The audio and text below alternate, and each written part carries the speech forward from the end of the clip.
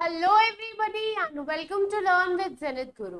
My name is प्रत्यक्षा Dwivedi और आज हम क्लास 8 के हिस्ट्री का सेकंड चैप्टर जो कि फ्रॉम ट्रेड टू टेरिटरी है उसके साथ स्टार्ट करेंगे। तो इसमें ना हम ये पढ़ेंगे कि किस तरह से जो ब्रिटिश राज था उसकी स्टार्टिंग इंडिया में हुई। अब आप में से ना बहुत सारे लोगों को ये कंफ्यूजन होगी कि डायरेक्टली जो क्वीन या किंग थे उनकी सेना ने आके अंदर अटैक कर दिया और कैप्चर कर दिया, पर ऐसा नहीं है। सबसे पहले जो इंडिया में आए थे ब्रिटिशर्स, वो थे आपकी ईस्ट इंडिया कंपनी लेके आए थे वो, और वो नॉर्मल आए थे ट्रेड करने के लिए। क्या आई थी आपकी ईस्ट इंडिया कंपनी? सूरत में इन्होंने अपनी पहली कंपनी लगाई थी और ये आए थे नॉर्मल ट्रेड करने के लिए, जैसे हम कहते हैं ना बिजनेस करने के लिए। बट कैसे कैसे इनका ये ट्रेड, ये आए थे इंडिया में इकोनॉमिकल बेनिफिट के लिए, उसके बाद कैसे कैसे पॉलिटिकली इंडिया में घुसते चले गए और उसके बाद इन्होंने पूरा का पूरा इंडिया ही कैप्चर कर लिया। उसके बाद किस तरह से पावर ट्रांसफर, ये सारी चीजें हम इस चैप्टर में पढ़ेंगे। चैप्टर का नाम ही पता चलता है कि ट्रेड से कैसे ये लोग टेरिटरी पे पहुंच गए, कैसे इन लोगों ने अपनी एस्टैब्लिश करी ब्रिटिश पावर को। स्टार्ट करते हैं चैप्टर के साथ।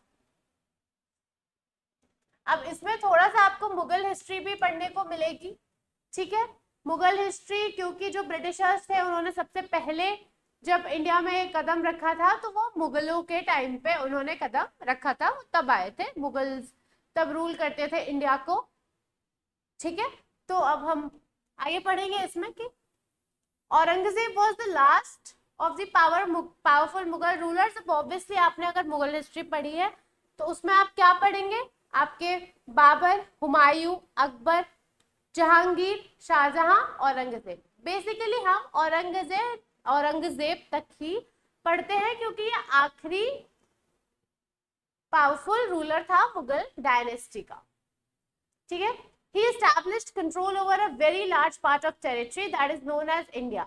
After his death in 1707, many Mughal governors, जिन्हें हम क्या बोलते थे, मुगल गवर्नर्स, वो कॉल्ड सूबेदार्स, ठीक है। जो मुगल गवर्नर्स थे उन्हें क्या बोला जाता था, सूबेदार, सूबादार, क्योंकि उन लोगों को उस टाइम पे सूबा मिलता था, कुछ एक पर्टिकुलर टेरिटरी मिलती थी जिसको वो गवर्न करते थे, and that is why they were called subedar. And big zamindars being asserting their authority and establishing regional kingdoms. उसके बाद क्या हुआ, पावरफुल रीजनल किंगडम इमर्ज हो गए बहुत सारे पार्ट्स में इंडिया के। किसकी डेथ के बाद, जब औरंगजेब की डेथ हो गई थी। Delhi could no longer function as an effective centre, क्योंकि मुगल पीरियड में क्या हुआ था, या तो दिल्ली या तो आगरा, यही मोस्टली इन लोगों के कैपिटल्स रहे हैं। 18th सेंचुरी के सेकेंड हाफ में क्या हुआ, एक नई पावर इमर्ज हो गई पॉलिटिकली, जो कि थी ब्रिटिश पावर। अब देखते हैं, जैसे कि मैंने आपको बताया कि हमें पता, बहुत कम लोगों को पता है कि ब्रिटिशर्स इनिशियली एक स्मॉल ट्रेडिंग कंपनी के साथ आए थे, ठीक है। It was a small trading company and were reluctant to acquire territory. कैसे कैसे वो स्मॉल ट्रेडिंग कंपनी ने पूरे इंडिया पे कैप्चर कर लिया, हम उसके बारे में पढ़ेंगे। How then did it come to be masters of vast empires. In this chapter you will see how this came about. अब यहाँ पे बहादुर शाह जफर की फोटो दी है, थोड़ा सा बहादुर शाह जफर के बारे में भी पढ़ लेते हैं हम लोग। ये देखिए, Bahadur Shah Zafar and his sons being arrested by captain Hodson, ठीक है। ये है बहादुर शाह जफर और इनके बेटे, जिनको सॉरी, ये ब्रिटिशर्स हैं जो इनको अरेस्ट कर रहे हैं।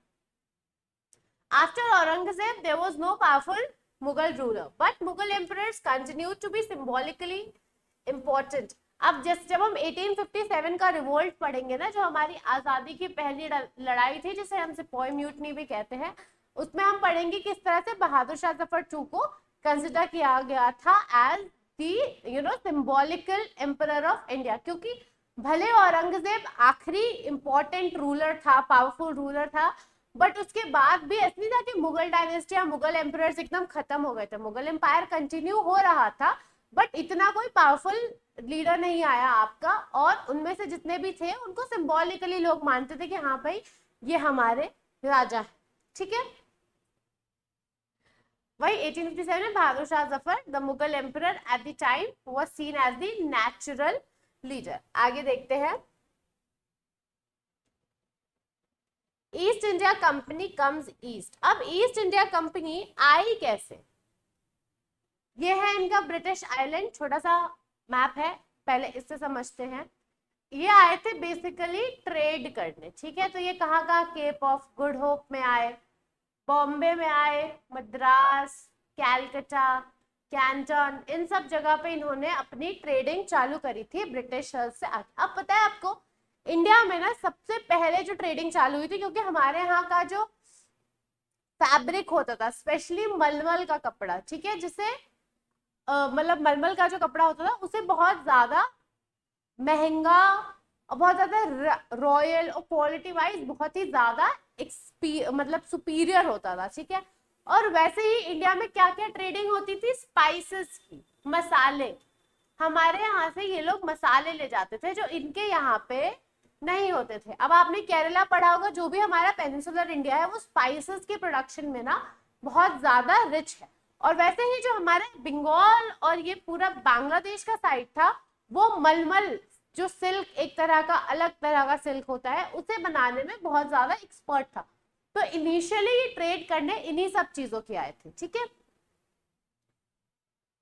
अब देखिए, ईस्ट इंडिया कंपनी 1600 में आई थी, ठीक है। इन 1600 the east India company acquired a charter. इन्हें एक चार्टर मिला था। चार्टर का मतलब आप क्या समझ सकते हैं, एक तरह का ग्रांट मिला था, ठीक है। जैसे ग्रांट्स मिलते हैं ना, कि अब हमारे ऊपर कोई सुपीरियर है तो हम जाके उससे परमिशन लेंगे कि हाँ भाई हमें यहाँ पे अपनी दुकान लगानी है फॉर एग्जाम्पल, तो वो हमें क्या करते हैं, ग्रांट करके देते हैं कि लो भाई तुम लगा लो। तो वही ब्रिटिश रूल में उन्हें चार्टर मिला था, ठीक है। किससे? क्वीन एलिजाबेथ वन से, granting it the sole right to trade with the east. अब जो ये पूरा आपका ईस्ट इंडिया कंपनी थी ना, इससे मोनोपोली मिल गई थी, ठीक है। ये सिर्फ इनको ब्रिटिश गवर्नमेंट ने क्या चार्टर दे दिया था कि भाई हम तुम्हें राइट देते हैं कि सिर्फ तुम ही जाके, only you, no other British company would be able to trade in India. तो इनको क्या मिल गई थी, इन्हें मोनोपोली मिल गई थी।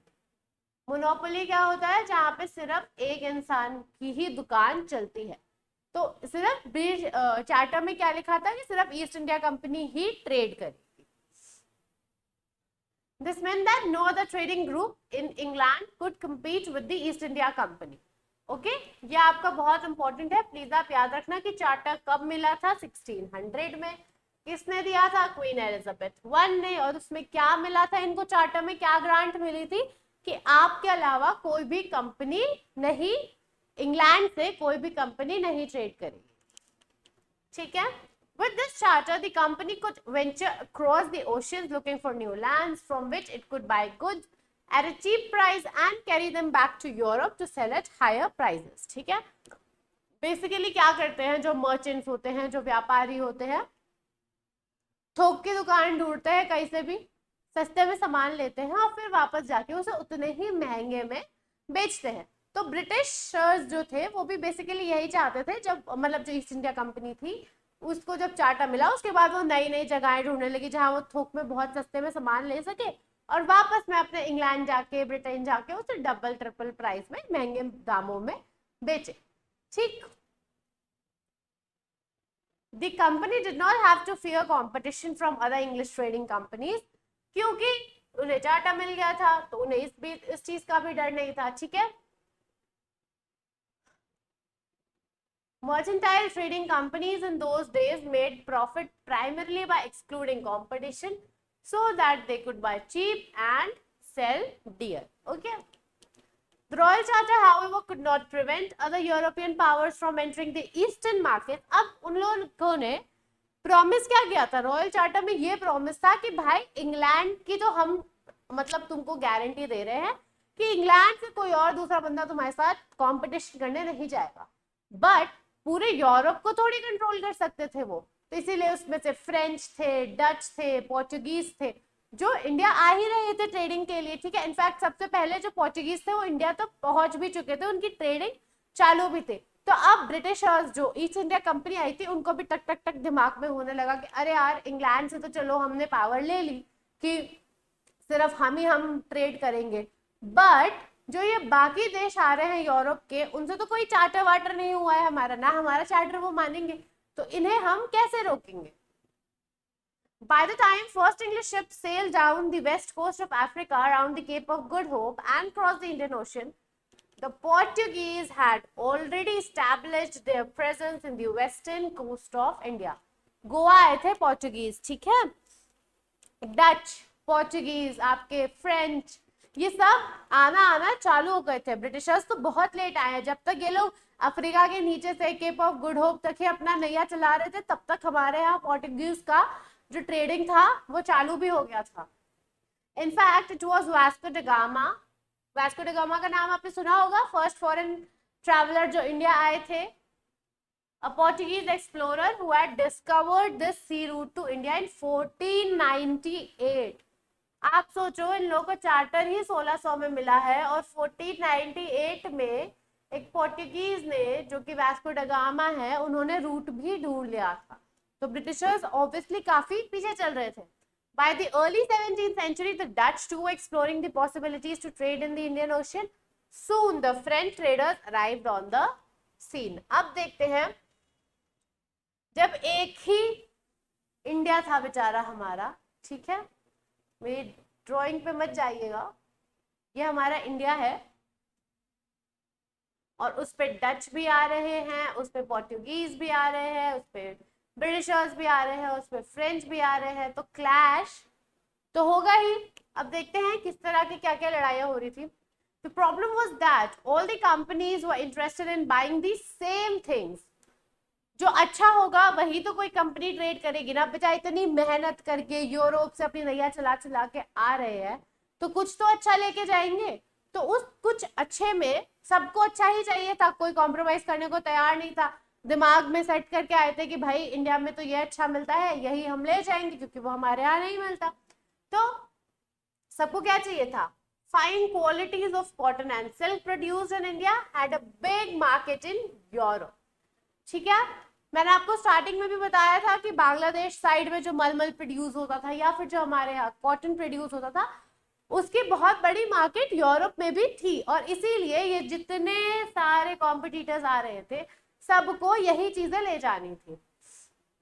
उसके बाद आ गई spices, paper, cloves, cardamom and cinnamon.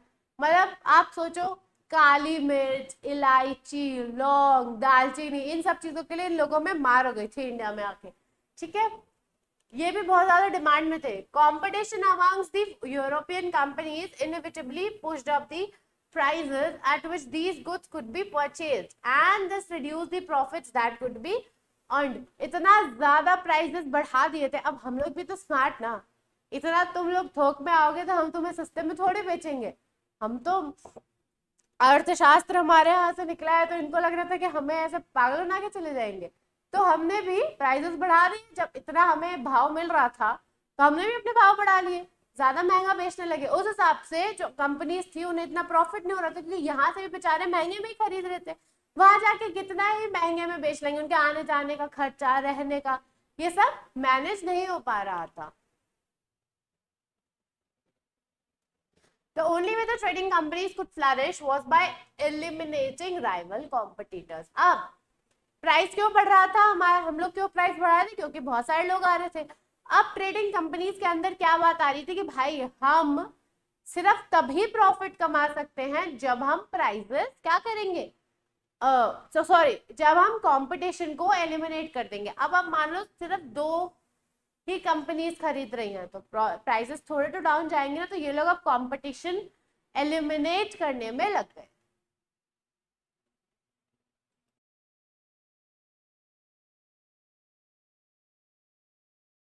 तो जो ब्रिटिशर्स थे ना, उनके अंदर क्या आ गया था कि उन्हें अपनी मार्केट को सिक्योर करना ही करना है। ठीक है, क्योंकि जो कंपटीशन था वो बहुत ज्यादा हो गया था, किसी को इतना प्रॉफिट हो नहीं रहा था। तो अब लोगों, इन चारों जो आपकी कंट्रीज थी, उनके मन में आ गया था कि भाई कंपटीशन को एलिमिनेट करने की बहुत ज्यादा जरूरत है, वरना हम में से किसी का काम नहीं चलेगा। ठीक है, The urge to secure markets therefore led to fierce battles between the trading companies. Battles होने लगी, मार कुटाई होने लगी, और किस बात के लिए? सिर्फ इस बात के लिए कि इंडिया में ट्रेड कौन करेगा, ठीक। Through the 17th and 18th centuries, they regularly sank each other's ships. नाव ही डुबा देते थे, blockaded routes ब्लॉक कर देते थे, prevented rival ships from moving with supplies. तो हर तरह की जो लोगों की टैक्टिक्स थी ना, वो स्टार्ट हो गई थी कि किस तरह से हम अपना जो क्या कहते हैं कंपनी है उसे स्टैब्लिश कर लो, बाकी सबको भगा दे। Trade was carried on with arms and trading posts were protected through fortification. This effort to fortify settlements and carry on profitable trade also led to intense conflict with local rulers. ठीक है, अब India में क्या था कि भाई तुम आओ, सामान लो, पैसे दो, जाओ, बट इतना ये लोग मार कुटाई करने लगे कि उसके बाद जो लोकल रूलर्स थे ना, उनके साथ भी इनके झगड़े जो थे वो चालू हो गए थे। The company therefore found it difficult to separate trade from politics. अब यहाँ पे क्या था, ये चाहते थे कि ट्रेड और पॉलिटिक्स दोनों अलग रहे, ठीक है, मिक्स ना हो। बट क्या हो रहा था, ये दोनों आपस में चलने लगी थी। पहली पॉलिटिक्स कहाँ चालू हो गई उन लोगों की, पहली पॉलिटिक्स इनकी चालू हो गई कि भाई ट्रेड कौन करेगा, फिर ये लोग लड़ाई झगड़ा करने लगे, फिर उसके बाद लोकल रूलर्स से भी भिड़ने लगे। तो ये सारी चीजें बहुत ज्यादा पॉलिटिकली इनकरेक्ट हो रही थी। अब देखते हैं किस तरह से ईस्ट इंडिया कंपनी ने खुद को बंगाल में एस्टैब्लिश किया, ठीक है।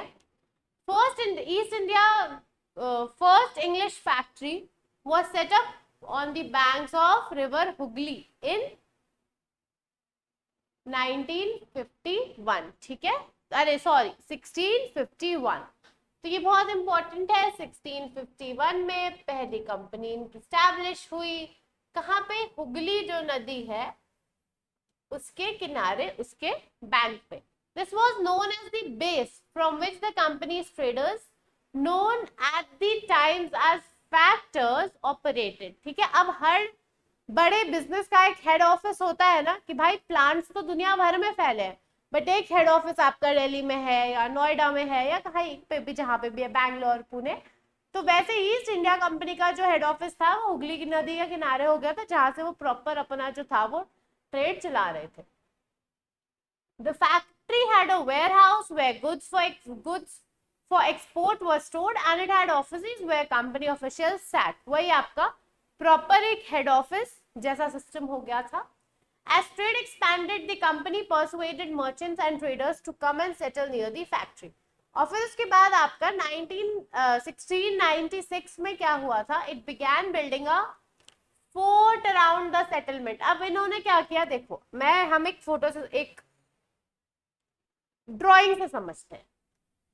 पहले इन्होंने बनाया अपना हेड ऑफिस, ठीक है, फिर ये इसमें इन्होंने बनाया अपना वेयर हाउस, जहां पे ये अपना सामान वामान सब स्टोर करते थे। फिर उसके बाद इन्होंने क्या बोला, इन्होंने कहा कि मर्चेंट्स और ट्रेडर्स, जो मर्चेंट्स थे और जो ट्रेडर्स थे, उन्हें बोला कि आप इसके जो कंपनी है ना उसके अगल बगल ही आके रहो, तो इससे क्या होगा, इससे इनको भी आसानी होगी। तो ये हो गए भाई आपके मर्चेंट्स और ट्रेडर्स। अब धीरे धीरे इन्होंने क्या किया, इन्होंने पूरे एरिया में अपना किला बनाना चालू कर दिया, ठीक है। इनके जो फोर्ट था वो बनना स्टार्ट हो गया। तो ये क्या कर रहे हैं, धीरे धीरे अपना टेरिटोरियल एक्सपेंशन कर रहे हैं, ठीक है। पहला फोर्ट जो इनका बना था वो था फोर्ट विलियम। पढ़ते हैं इसके बारे में। 2 years लेटर इन्होंने क्या किया, इन्होंने घूस दिया मुगल ऑफिशियल्स को और कंपनी को जमींदारी राइट्स 3 विलेजेस के ऊपर दिलानी स्टार्ट कर दी। अब पहले ये क्या चाहते थे कि भाई ट्रेड अलग रहे, पॉलिटिक्स उसमें मिक्स ना हो। अब ये इंडियन पॉलिटिक्स में घुस रहे थे, तो इन्होंने घूस देके तीन विलेजेस के ऊपर अपने जमींदारी राइट्स ले। जमींदार पहले क्या था, जमींदारी सिस्टम चलता था, मुगल हिस्ट्री में आपने पढ़ा होगा मिडिवल में, कि जो आपके पीजेंट्स थे या जो फार्मर्स थे वो रेवेन्यू देते थे जमींदार्स को, ठीक। One of these was Kalikata, जो अब हम क्या बोलते हैं आज के टाइम में, इसको कोलकाता बोलते हैं, वही उनमें से एक कोलकाता था। It also persuaded the Mughal emperor Aurangzeb to issue a farman granting the company the right to trade duty free. ठीक है, औरंगजेब ने क्या किया था, एक फरमान दिया था कंपनी को कि भाई तुम ड्यूटी फ्री वो कर लो। ठीक है, इसका मतलब क्या है कि तुम मेरे मतलब तुम क्या करोगे, मैं तुम जो भी ट्रेड करोगे उसमें मैं कोई तुमसे रेवेन्यू नहीं लूंगा। आपने सुना होगा कि कोई भी चीज अगर इंपोर्ट होती है तो उस पर ड्यूटी हम पे करते हैं। ठीक है, या फिर अगर कोई कुछ यहाँ से एक्सपोर्ट कर रहा है वो उस पर भी पे करता है, वो आपकी कस्टम ड्यूटी, एक्साइज ड्यूटी, ये सारी चीजें होती है। बट उस टाइम पे औरंगजेब ने क्या कहा था कि हम तुमसे कोई ड्यूटी व्यूटी नहीं लेंगे, तुम्हें जो अपना ट्रेडिंग व्रेडिंग करनी है वो तुम करो। फरमान क्या होता है, a royal addict, a royal order. जैसे ब्रिटिशर्स में उनका चार्टर चलता था वैसे ही मुगल्स में फरमान चलता था, मतलब दोनों का एक ही होती, एक ही चीज है, नाम बदल गया। अब देखते हैं, the company tried continuously to press for more concessions and manipulate existing privileges. ठीक है, अब जो कंपनी थी उसने चालू कर दिया था कि भाई हमें और प्रिविलेज मिले और अच्छा हो, हमारे साथ ज्यादा कंसेशन मिले, छूट मिले हमें। Aurangzeb farman for instance had granted only the company the right to trade duty free. Aurangzeb के फरमान ने सिर्फ कंपनी को बोला था कि तुम ड्यूटी फ्री ट्रेड कर सकते हो, पर अभी आप आगे पढ़ोगे किस तरह से इन्होंने पूरा मैनिपुलेट कर दिया उसको, और किस तरह से इन लोगों ने जो फरमान था ना उसका मतलब ही बदल दिया था। But officials of the company who were carrying on private trade on the side were expected to pay duty. अब जो प्राइवेट में ट्रेड करते सिर्फ कंपनी, अब जैसे ये पूरी आपकी कंपनी है, ठीक है, इसको ड्यूटी फ्री कर दिया था औरंगजेब ने। बट अब इसके जो ऑफिशियल्स हैं, ठीक है, मान लो आप अगर ये कोई ट्रेड करते हैं प्राइवेट में, ठीक है, अब जैसे ये अपना छोटा मोटा कोई ट्रेड कर रहे हैं तो इनको ड्यूटी देनी थी, बट ये क्या कर रहे थे कि ये भी ड्यूटी जो थी वो नहीं पे कर रहे थे, ये भी ड्यूटी वूटी कोई पे नहीं कर रहे थे। चार्टर मिला था ईस्ट इंडिया कंपनी को, फरमान, बट ये लोग मैंने उसको मतलब बदल के उसका उसे डाइवर्ट करके मैनिपुलेट करके अपने लिए भी उसे कंसिडर कर रहे थे। This they refused to pay causing an enormous loss of revenue for Bengal। ठीक है, उन्होंने मना कर दिया। अब रेवेन्यू का लॉस होने लगा। हर कंट्री का जो इकोनॉमिक सिस्टम होता है उसमें अगर एक भी कोई शॉर्टकमिंग आने लगे तो बहुत ज्यादा रेवेन्यू लॉसेस होने चालू हो जाते हैं। अब देखिए, मुर्शिद कुली खान उस टाइम पे जो बंगाल के नवाब थे उन्होंने प्रोटेस्ट किया नहीं किया, क्या किया वो हम आगे चैप्टर में पढ़ेंगे। ये देखिए, ये इन्होंने बनाया है, local boats bring goods from ships in Madras painted by William Simpson 1867। ये आपकी लोकल बोट्स थी जो मद्रास में क्या ला रही थी, जो बड़ी शिप्स आई थी ब्रिटिशर्स की, उनसे सामान।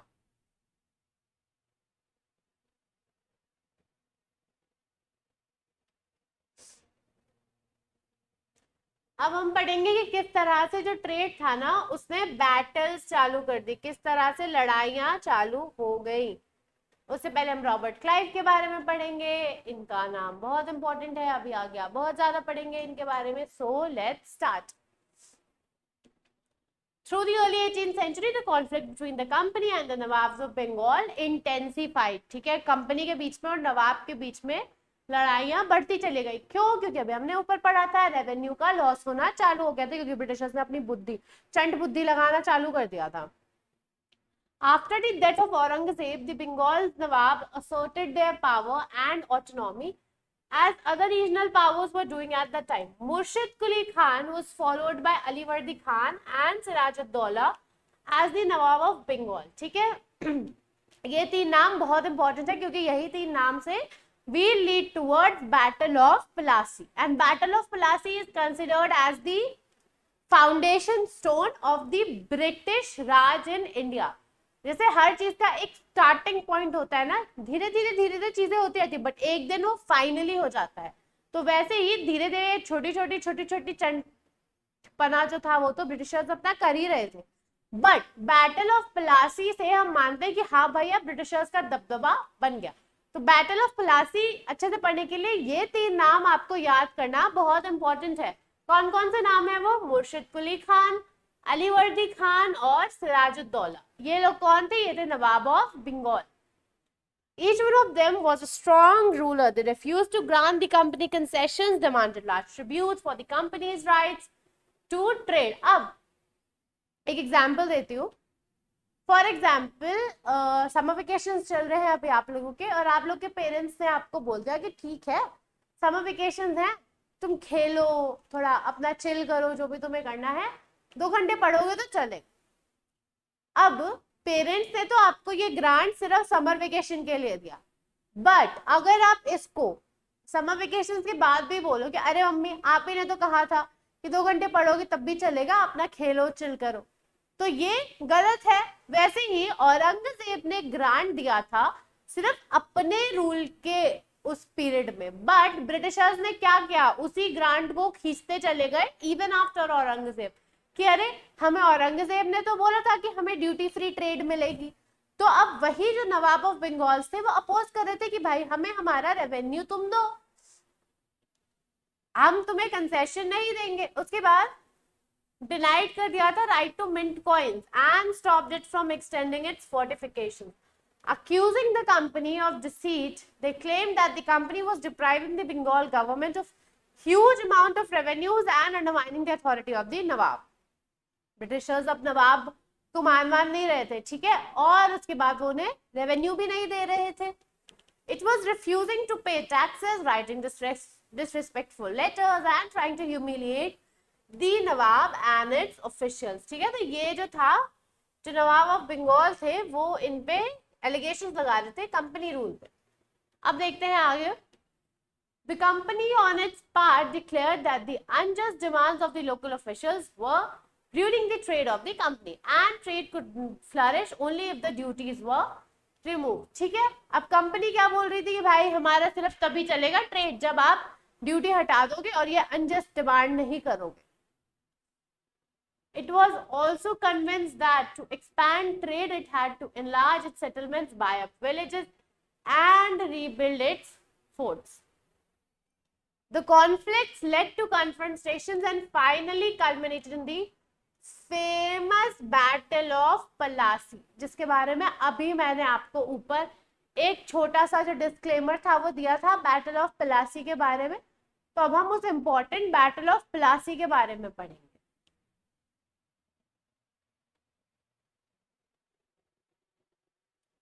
उससे पहले ये जो बहुत कम लोगों को पता है, क्या बैटल ऑफ प्लासी पढ़ते रहेंगे, बट प्लासी असल में आया कहाँ से? अब जैसे कि आप लोगों को पता है ब्रिटिशर्स ना इंडिया के नामों को इतना अच्छा ले नहीं पाते थे, तो उन्होंने कोलकाता को कैलिकट कर दिया था, तिरुवनंतपुरम को त्रिवेंद्रम कर दिया था, विशाखापट्टनम को विजाक कर दिया था। उसी हिसाब से उन्होंने पलाशी नदी थी एक, ठीक है। Plassey is an anglicized pronunciation of Palashi and the place derived its name from Palash tree. पलाश का पेड़ होता है, ठीक है, known for its beautiful red flowers that yield gulal, the powder used in festival Holi. तो पलाश के पेड़ों से पलाशी उस जगह का नाम पड़ा था, ठीक है। But Britishers were so bad at pronouncing our Hindi names कि उन्होंने उसे अपने एंग्लिसाइज्ड वर्जन में बना दिया, और क्या बनाया उन्होंने? प्लासे, जबकि वो असल में बैटल ऑफ प्लाशी थी। When Aliवर्दी Khan died in 1756, ठीक है, अलीवर्दी खान की डेथ हुई थी 1756 में। सिराज उद्दौला बन गए थे नवाब ऑफ बंगाल। तो कंपनी को ये था कि he was worried about his power and keen on puppet ruler. Company को चाहिए था एक puppet ruler कि हम बोले हमें यहाँ ट्रेड करने दो, ओके आप कर लो, हम बोले हमें ड्यूटी फ्री कर दो, हाँ ओके आप हो जाओ, हम बोले हमें अपना हिस्सा दे दो, ओके आप ले लो। तो वैसा पपेट रूलर कि जिस तरह से कंपनी नचाए उस हिसाब से वो रूलर नाचे। Who would willingly give trade concessions and other privileges. So it tried, though without success to help one of Siraj-ud-Daula's rivals become the Nawab.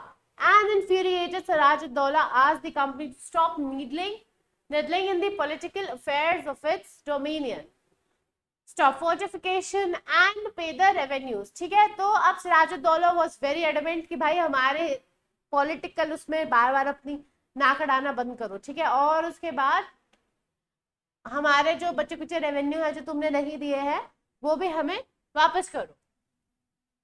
Negotiations क्या हो गई, फेल हो गई।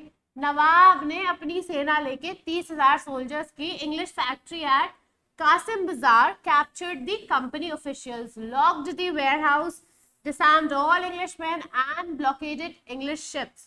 Then he marched to Calcutta to establish control over the company's fort there. वहां पे आपका fort William बना था, ठीक है, जो पहला फोर्ट इन्होंने बनाया था। मैंने आपको भी ऊपर डायग्राम बना के समझाया था ना कि किस तरह से उन्होंने प्रॉपर अपनी फोर्ट बिल्डिंग चालू कर दी।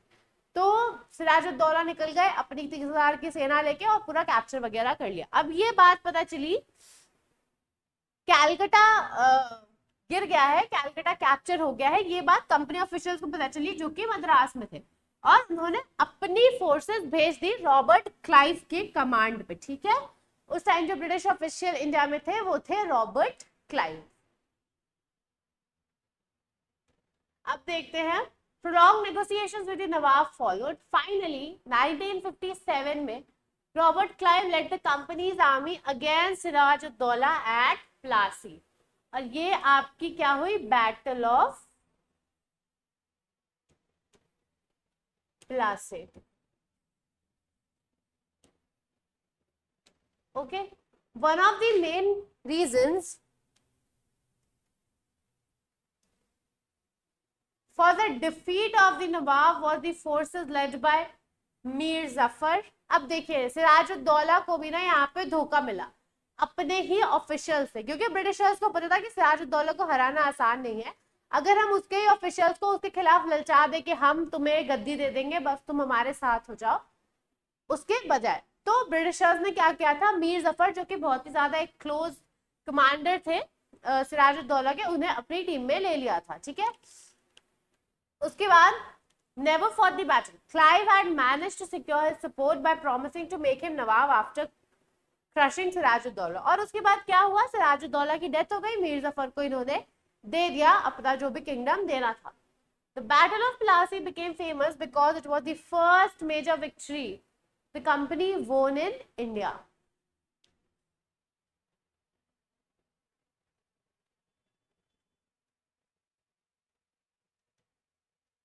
अब देखते हैं, after the defeat at Plassey, Siraj-ud-Daula was assassinated and Mir Zafar made the Nawab, ठीक है, उनको assassinate कर दिया था, मार दिया गया था, मीर जफर को नवाब बना दिया गया था। The company was still unwilling to take over the responsibilities of the administration.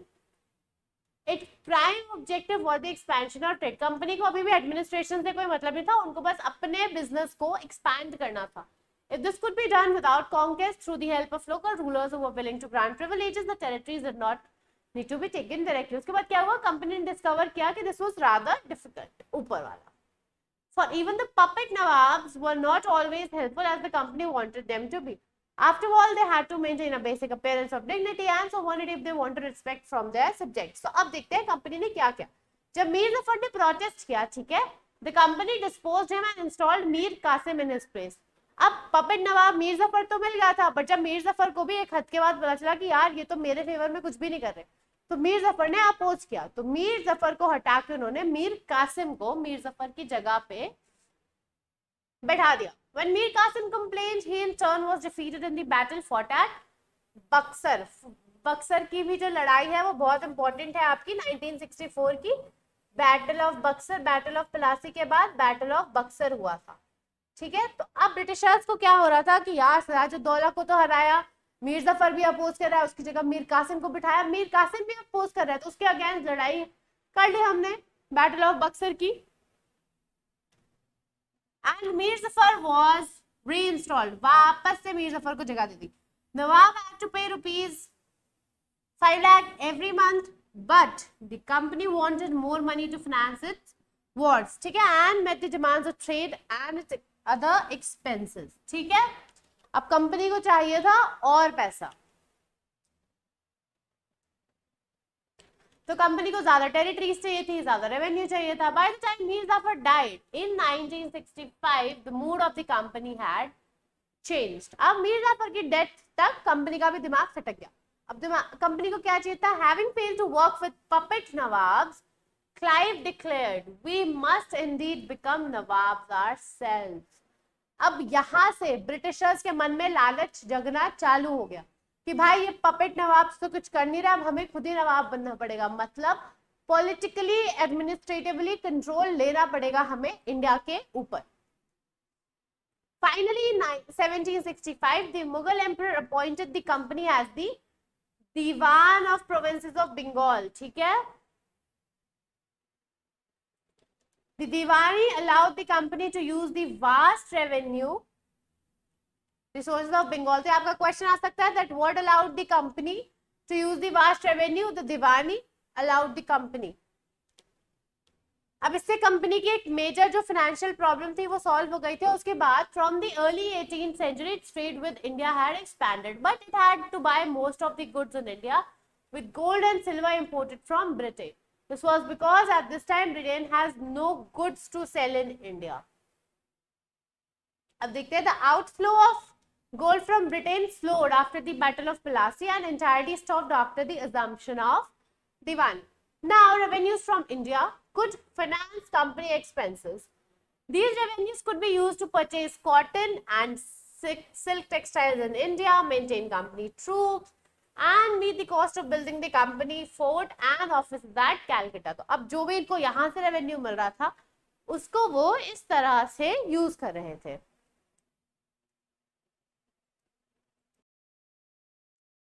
तो अभी तक हमने बैटल ऑफ प्लासी, उसके बाद किस तरह से दीवानी ने बेनिफिट किया ब्रिटिशर्स को, उस तक पढ़ लिया है। अब इसके आगे का जो कंपनीज ऑफिशियल्स बिकेम नवाब, ये वाला जो सेगमेंट है वो हम नेक्स्ट वीडियो में कवर करेंगे, सो डू वॉच इट। ये हमारा पार्ट ए हो जाएगा। आई होप आपको ये वीडियो पसंद आई होगी। Thank you for watching.